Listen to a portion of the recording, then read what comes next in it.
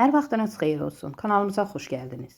Bugün kanalımızda asan üsulla cəmi 3 günə yetişən uksussuz, sirkəsiz turşu hazırlayacağım.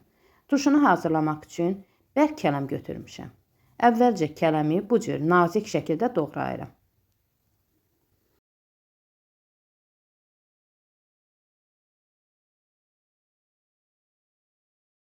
Kələm nə qədər xırda olsa, turşu bir o qədər tez yetişər. Bütün kələmi bu qaydada nazik, uzunsov şəkildə doğradım. Geniş bir ləyənin içərisinə əlavə edirəm. Əvvəlcədən qabığın soyduğum kökü də bu cür xüsusi alət vasitəsilə uzunsov şəkildə rəndələyirəm.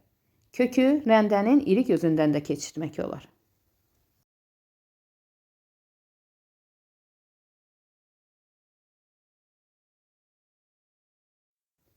Kələmi əzmədən köklə birlikdə qarışdırıram.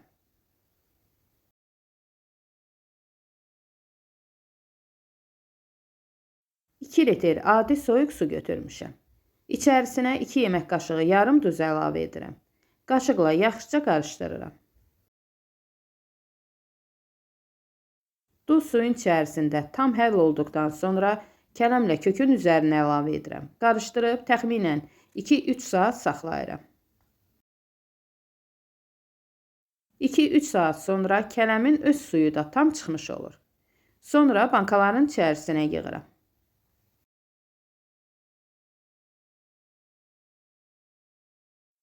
Üzərindən yerdə qalan suyu əlavə edirəm. Kələmi bankanın içərisinə çox sıx şəkildə yığmıram ki, sonradan daşmasın. Görürsünüz, bir 3 kiloluq balon, bir ədəd də kiçik banka çıxdı. Ağzı açıq şəkildə otaq temperaturunda saxlayıram.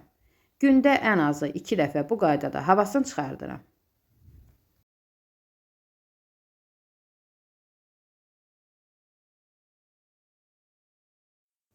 Gördüyünüz kimi qabarcıqlar bankanın üzərinə çıxır.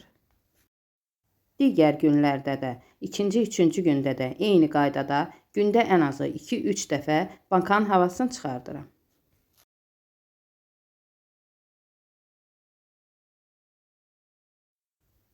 Üç və yaxud da 4-cü gün üzərində hava qabarcıqları olmadıqda qapağı bağlayıb soyucuya yerləşdirirəm.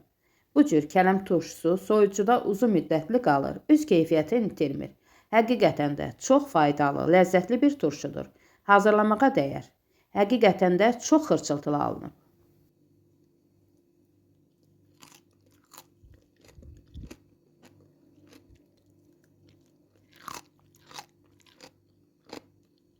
Hazırlayacaq olanlara nuş olsun.